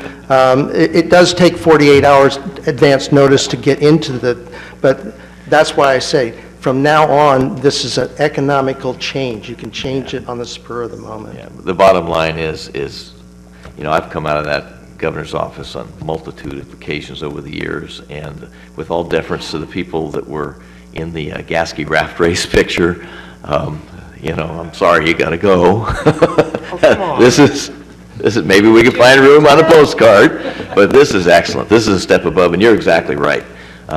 There are some good ones down there. There are some ones, obviously, that were better than the one we had. This is going to be the best out of all, 58. So we believe so. Excellent job. Excellent. Thank you. The whole beauty of this display is that the pictures are highlighted by the postcards, which make them date specific. So if we have an image of the whales, we can say, oh, had a great time whale watching in Crescent City, December 28th through January 4th. We had a car, we can put the sea cruise in there if we want to change that out. So the picture can come off as well as the postcard. So that gives it not only an image of the county, but a date-specific time when they can come visit, so they can plan their visits around that. No other counties give really specific time frames like that. And that's the whole thing. These are the side panels in the back are fixed assets to it. These are very variable assets that can be swapped out. If someone feels they haven't been represented here, their picture and their postcard can be included at a future date. Yeah, no, that's exceptional. And I know what it costs. I know what we paid for at the state fair and whatnot, and your not to exceed contract that you have is a bargain at any price. Good job. One last point I want to add is that the upcoming 4th of July and the state fair starts July 8th, and that's one of the highest visitor seasons for the state capitol building. We'd like to get the installation installed prior to that. So that's why we're trying to forthwith this whole project and with your approval. Okay. Thank you. Any public comment? Okay, I'll bring it back to the board. I'm not seeing any action item here. Jay, am I missing something? Essentially, the Board of Supervisors can act on it just in consensus as to go forward. The county is responsible for that, and this is a volunteer effort that was originally, Mr. Irwin came forward and had the energy and brought everybody together. But it is, you know, the display is a county responsibility that they've then taken on. Great. So they just need. Issue? Yeah, I actually do, Chairman. I think our Visitors Bureau needs to be fully aware that this is the cost of the object. Again, my issue is not with the content. It's very professional.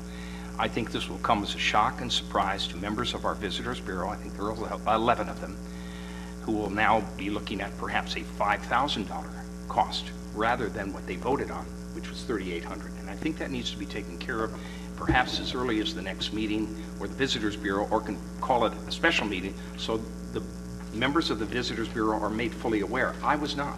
And this is all new news to me about this $5,000 figure. If it's on a contract, I've not seen it, or have I been told of it? And that was Okay, told to me and hopefully that will be addressed. Has anybody else have an issue? No, Chair, I'd make a motion, if the motion is even necessary, but I I'd make a don't think motion it's to necessary. I think just a move majority. forward with this as soon as possible and let them sort out the details once it gets back to the Visitors Bureau. Yep. Okay, so through consensus, carry on. Good job. Thank you.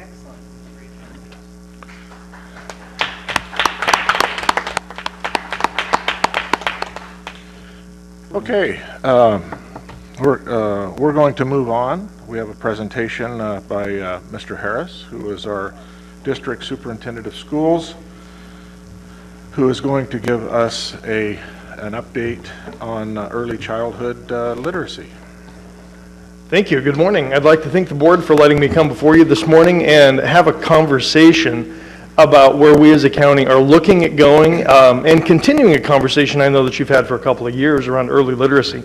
I really do want to thank the community as they've come together around what we're doing at the high school level with our career and technical education programs. We have some statewide models. We've been highlighted at state level educational meetings. We have news stories that have been done. The USDA has looked at some of the things that are going on within our programs. And we're continuing to build. And, you know, we were able to say earlier that we had, I think it's almost $1 million grant coming in over the next 3 years to expand our CTE programs. So we're looking at some great potential in growth. However, one of the things that we need to be very cognizant of in those conversations is what gets us to that place. And I'm going to throw some statistics at the board today. So follow along and stop me if you go, wait a minute, say that again. So I'm good with that. First of all, 2/3 of our incoming kindergarten students this year on the kindergarten readiness survey were not prepared to enter kindergarten. That's 200 out of 300 students walking in our doors. Did not have the basic interpersonal skills, social skills, color recognition, letter recognition. They weren't prepared to enter kindergarten. That leads to some long-term, pretty heavy-duty issues for our kids and families. By 9 months, we can start seeing the achievement gap in students. How they respond to stimulus, how they respond to parental voices, those kinds of things. unprepared children, those 200 kids that weren't ready to walk in this year, these are the statistics that follow them. 25% more likely to drop out of school by middle school. So these are kids that just won't show up to high school or go to an alternative program. 50% more likely to become eligible for special education. In Del Norte County at this point, 1 out of every 5 students in our public schools is on a special education, individualized education plan. 20% of our students are in special education. They're 60% more likely never to attend college. So think about that. 60% more likely never to attend college. Economics also plays a part. And so we're talking about by age 3, and it may sound a little odd that I'm standing up here as the district superintendent and the county superintendent talking about students who aren't even in the school district yet. But one reminder for the board and the public as well is we actually serve students from birth to 19. So we have a program over at Sunset that started this year that is an early Head Start program where we actually serve infants on up. Plus we have our preschool programs, and we work very closely with Child Care Council and different agencies.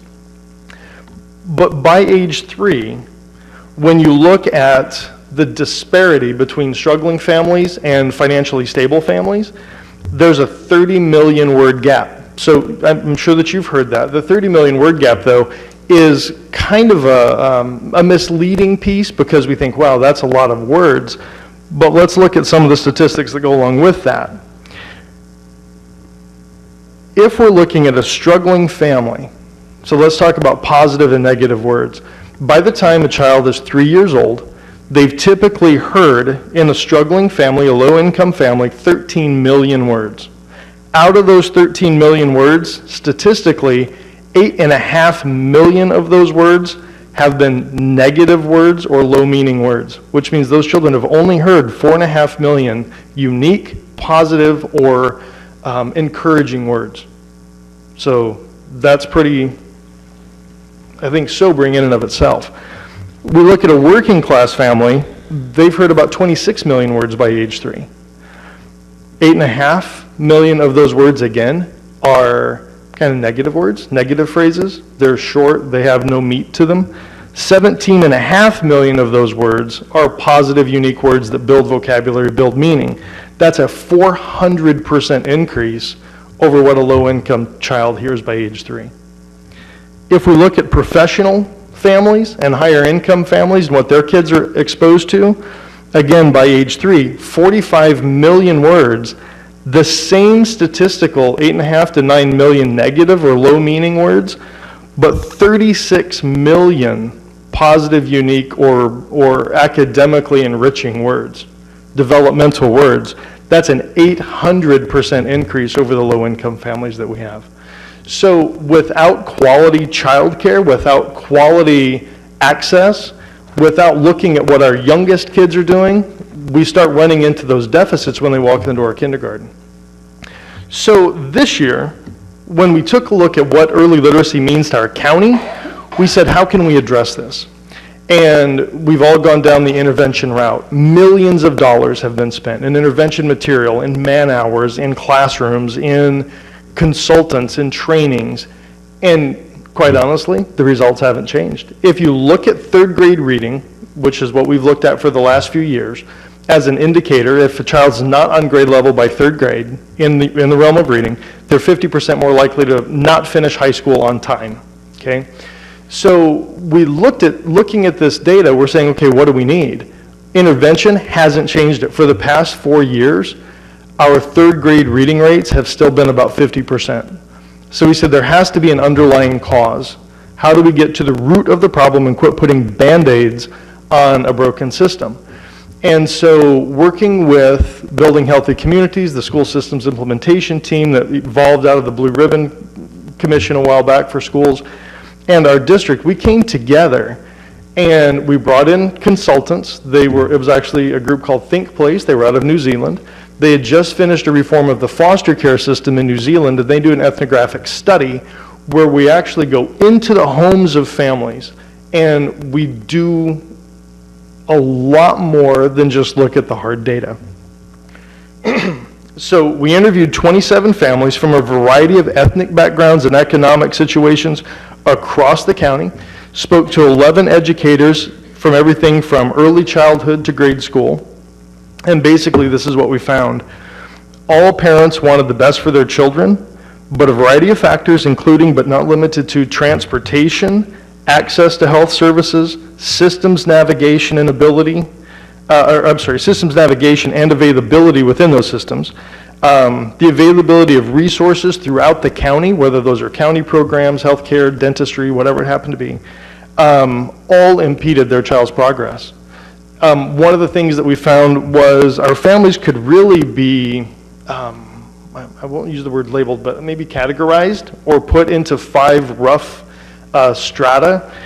The first are those families that are aspirational, right? These are our families, most of them tend to have higher education beyond high school, college degrees. And for these families, purpose is their primary priority, and it really is about fulfillment, right? They're the ones out there telling their kids, do what makes you happy, go to college, get a degree, do what makes you happy. That actually was a very small part of the groups that we spoke with. The next level were our practical families. Safety is their primary priority. They want to make sure that their kids are safe, their kids are involved, their kids are active, their kids are doing kind of those, what we typically would call kind of that middle class work ethic, and it's really about stability. Go get yourself a good job, you need the education to make that happen. Then we had our families that were kind of getting by. This is the day-to-day priority. It's not necessarily to the survival mode, but these are folks that are just kind of making it, right? They're the people that have enough to pay the bills, they have enough to do some things, but at the end of the month, they're not putting back additional for retirement. They're not investing necessarily into college funds for their kids. And again, these are what our children are seeing at home. We have our struggling families, and these are the folks that are under some significant pressure. They are one bill away from losing everything. They are one missed van away from losing benefits.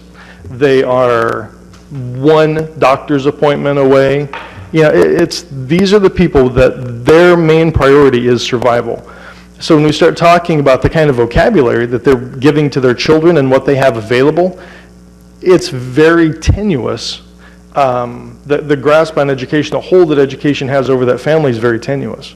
Then we have our families that are drowning, and quite honestly, in our research, we weren't able to meet many of these families. A lot of these families are very disengaged, or they're very isolated, or they're outside of the reach of a conversation with folks within the system.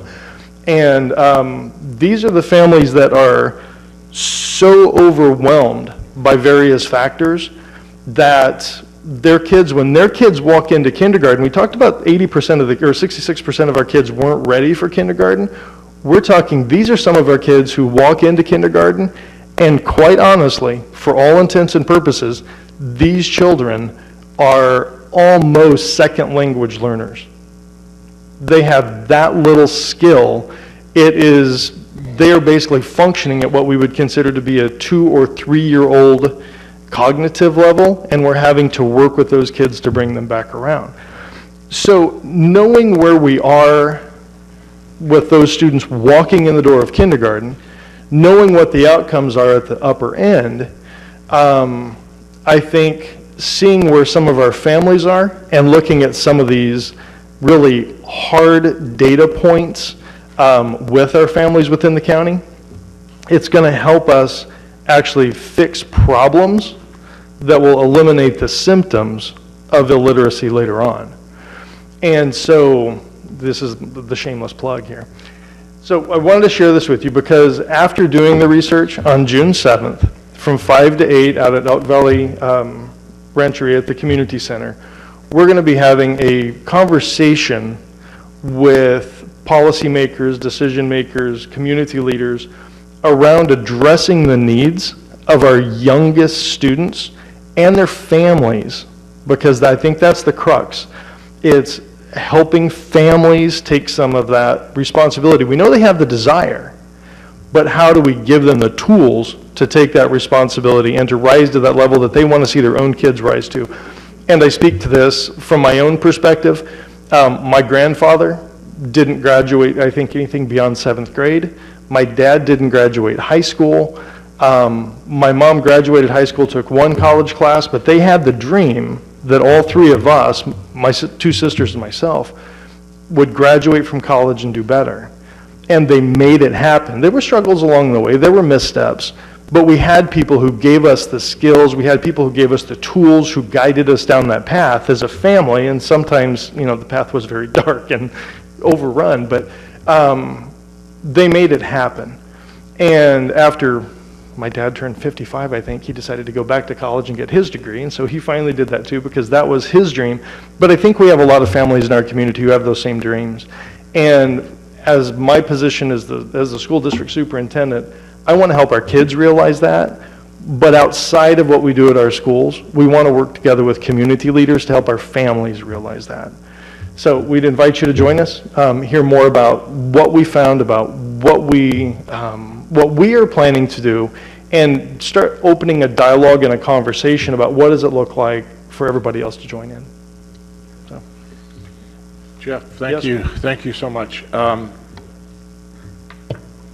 Supervisors, comments? Mr. Howard. You know, I can't resist this. This is, well, I think we could get into, I mean, we could talk about, I mean, Jeff and I have had conversations about this particular thing, and I think we could talk about this all day long. I mean, we could spend hours and hours on possible solutions and scenarios and all kinds of stuff like that, but, you know, if we could keep the comments to... Well, I'll be brief, because I know this board shares a strong interest. Every one of these board members shares a strong interest in what you're talking about here today, because you specifically said eliminate the symptoms of literacy, and it transfers to everything that we do here in the community, impacting our economy, impacting this specific county, and our ability to budget appropriately for all our departments, including the sheriff's. This is a very important conversation, and I encourage everybody in this community to try to attend, because this is what's going to hold us back economically if we don't start addressing the issue now and going upstream and preventing instead of doing this work that we've been doing the past 10 years that has failed. Thanks. Martha, you have something? I just want to thank you for being engaged and coming in like that. And I believe in early childhood so much that I even had 2 of my teen moms had their babies delivered at my house. So I get it. I get where we need to start. So thank you for doing that for our community. Roger? Couldn't pick another night, huh? It wasn't my choice, Roger, I know. I know. Well, we were at the first scheduled one. I actually had gone there last week, and I hadn't been notified that this meeting that was originally supposed to be was postponed. June 7th, see if I can squeeze it in. But I believe in what you're doing, absolutely.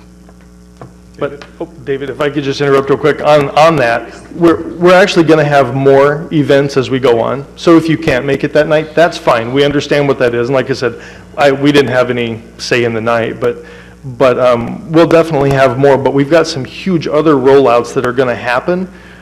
We have actually a White House-based, we're one of 12 cities or counties in the state of California that is going to be a model innovation community around early childhood literacy. We've already gone down that road. We'll be rolling that out early next fall. And we have some other really cool kind of things we're going to be doing, but this will be part of an ongoing conversation, Roger. So if you can't make it, we understand. David, I'm sorry. No, Jeff, I appreciate it, and I'll try to be brief too. In fact, I will be a presenter at that, I think, and will participate definitely. Personally, I think it's going to be a grand distraction from 5 to 8 that day, so you can count on me anyway. But not to throw anybody under the bus, but there was a time in the past when schools looked at children as our children and other kids were your children, and it usually had to do with a break at kindergarten. And now this holistic, you are one of the most valued members of the Children and Families Commission, first 5 that I work with you. And yeah, we can talk the stats all day long. There's some real neat news ads on TV here lately. One is about a Latino that is an astronaut, I believe, And, you know, he thanks his parents and thanks this and thanks that, and it really takes it all the way back to it was talk, read, sing. Right. You know, and that's the first five motto that statewide that we're embracing. So I appreciate everything you're doing. You got a partner in me, and we're going to get it done this time. Thanks, Jeff. Jeff, thank you so much. I know we could go on and on about things, but I hope we'll get the chance to do that at the symposium, and I look forward to being there. Thank you all. Appreciate it. Any public comment?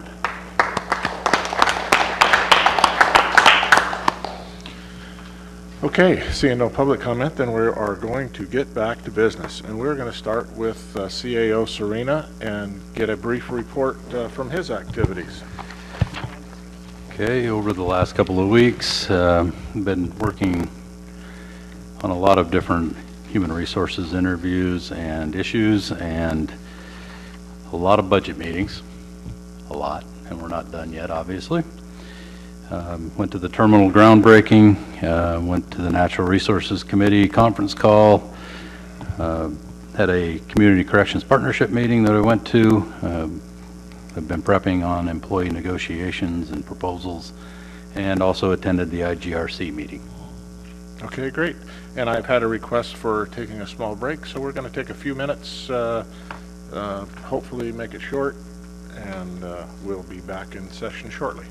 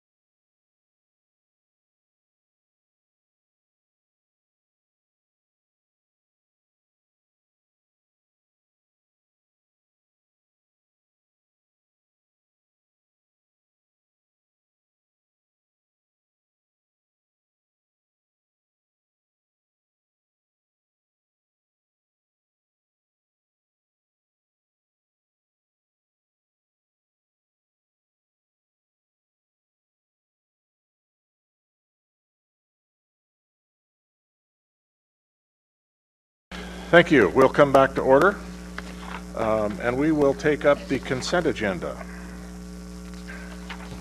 Any public comment on the consent agenda? Move to approve the consent agenda. Second. I have a motion and a second. Comment? Please, come up. Thank you. Doreen Wells, Early Education Director for Del Norte Schools, and also the Local Planning Council Coordinator. So on the consent agenda, we just have, I do the child care priorities report to the state every year. It's due May 30th. And sometimes you don't have to see me because the priorities just move over the same. If you remember last year about this time, North Coast Children's Services closed the Smith River Head Start program. Yes. So our priority, it became priority 1 last year. Since then, I'm glad to say that we have a state preschool program there in Smith River, and it's going very well. So because of that, it's moved back. Smith River has become a priority 3 as far as state preschool, and you have all the documentation that you need to look at how I came up with that priority. So I don't know if you have any questions. No. Okay.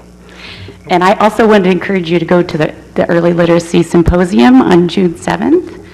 One of the things that is our mantra for that meeting is all children read by 2023. So that's our goal. And I will say that our superintendent was a big advocate.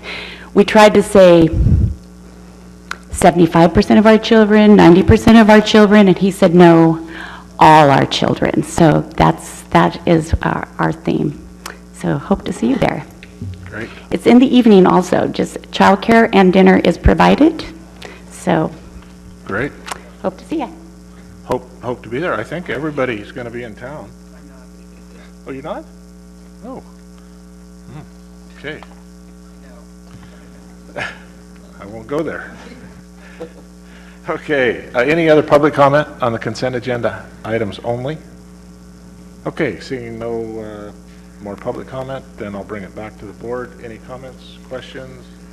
Kylie, would you poll the vote, please? Supervisor Gitlin? Yes. Supervisor McClure? Yes. Supervisor Finnegan? Yes. Supervisor Howard? Yes. Chair Hemmingson? Yes. Okay, we have a couple of budget transfers. Move to approve budget transfer 0501 and 0502, numbers 12 and 13 in the agenda. Second. Okay, I have a motion and a second. Any public comment on budget transfers? Okay, seeing no public comment on budget transfers, bring it back to the board for any comments or questions. Kylie, will you pull the vote, please? Supervisor Howard? Yes. Supervisor Gitlin? Yes. Supervisor Finnegan? Yes. Supervisor McClure? Yes. Chair Hemmingson? Yes. Okay, we're moving on to general government, our regular items. Item number 19, which had the correction of the Border Coast Regional Airport Authority, not theater, and Mr. Hooper. Don't look at me for that one. I know who to look at. Okay, thank you. Really, we don't have good theater there. We just get results. I heard there's some good some of actors these there, other though. meetings.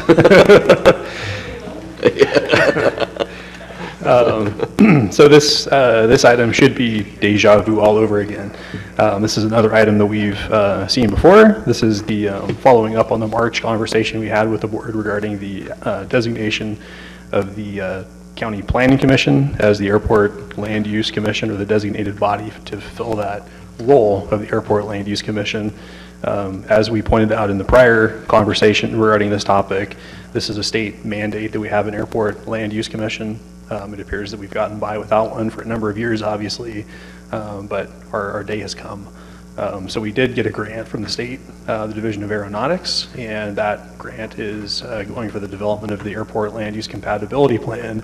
And as that project proceeds through the review and approval process, it'll be important to actually have established the Airport Land Use Commission to review that document as it, again, is reviewed and adopted.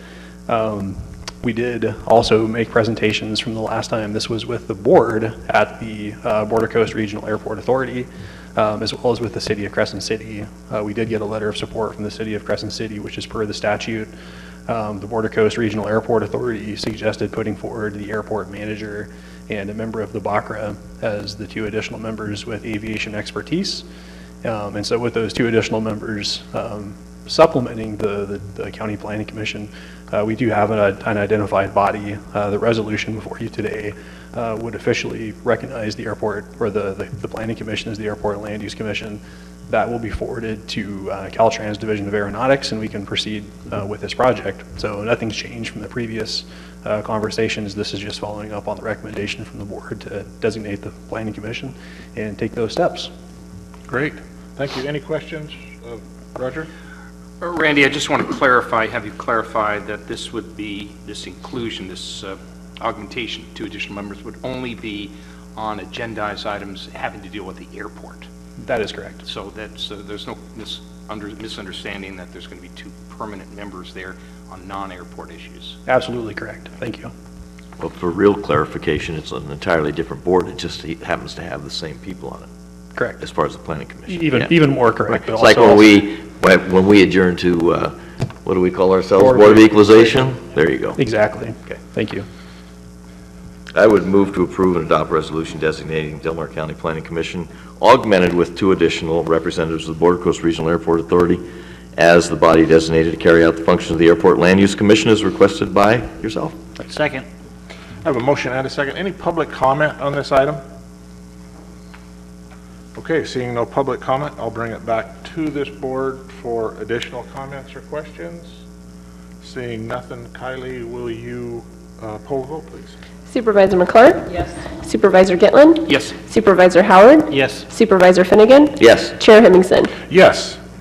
Okay, moving on to item number 20.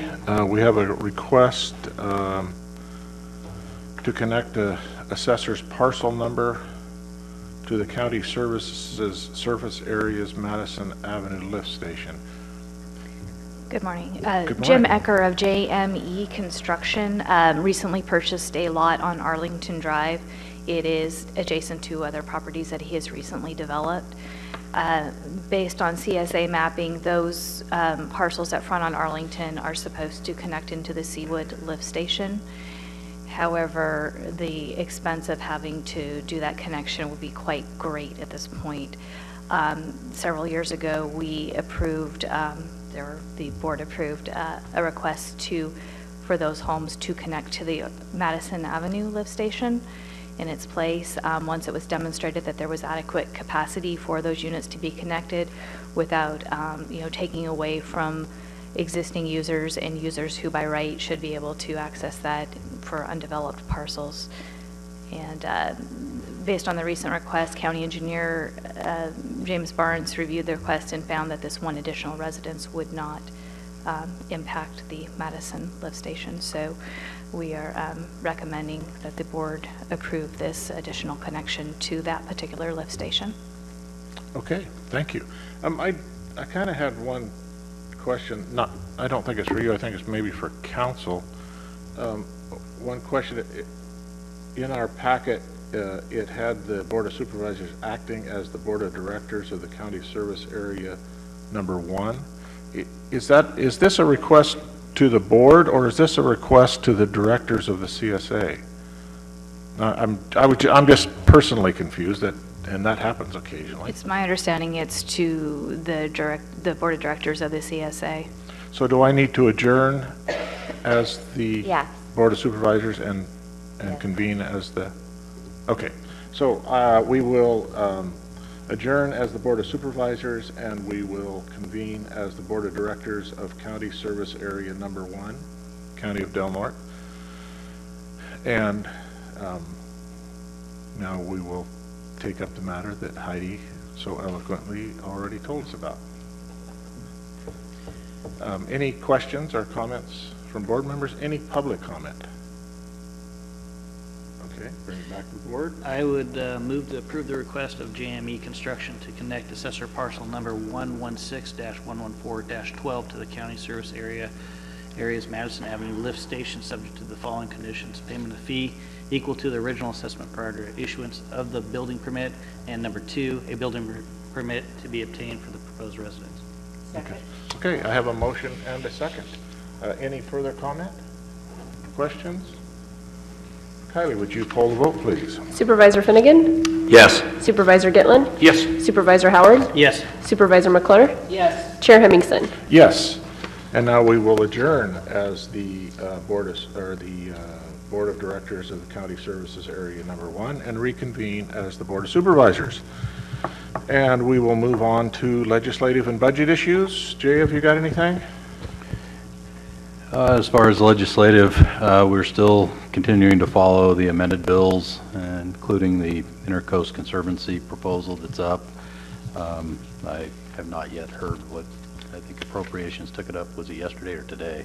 We'll see what happens with that and where it goes. Most of the suspended bills that are listed will be taken up by the Senate and Assembly on May 27th, I believe it is. And those are typically those bills that have a state general fund cost to them of $50,000 or greater. So those are certainly bills that we want to keep an eye on, because we don't want to see those costs being passed on to counties. And RCRC and CSAC are generally on top of those also, so we'll be following that. As far as the county budget, as I mentioned earlier, we're meeting multiple times a day with different departments, going over the individual budgets, looking at the requests that have been submitted by the directors. And I think it's safe to say that our revenues are not expected to exceed our expenditures once again. We don't have a lot of one-time funding that is coming down from the state, but as the board knows, going through this process, we will be upside down in June. We'll have the books closed probably in the middle of August. The auditor will then provide those numbers to us. So we'll be requesting spending authority at the end of June based on a negative deficit, but fully understanding that there will be a final budget that's balanced in September, by October 2nd actually, but it'll be in the second meeting of September.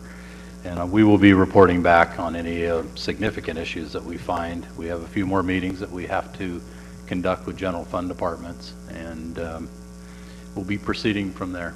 We're going to review the general fund as a whole this afternoon. So Okay. We'll be reporting back. Thank you. Has anybody else got any other? I know that Jay spoke to coming forward, you're going to see a whole bunch of recommendations from CSAC and RCRC. Fortunately, we weighed in, I think it was 1735, the legacy phones, that is being vehemently opposed by all rural counties now and taking it to the fight to the Capitol.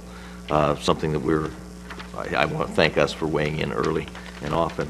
Also, the governors may revise this out. I think you would have reported on anything that really affects us directly. Something that will affect everybody is, I think, about $1.5 billion worth of transportation cuts, and you might want to talk to that.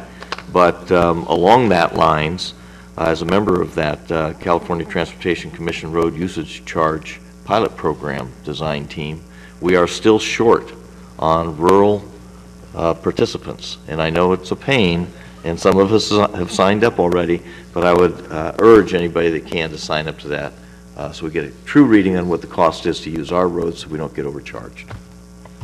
Yeah, as a whole, in his May revise, he didn't change much in the sense of the overall financial picture of the state.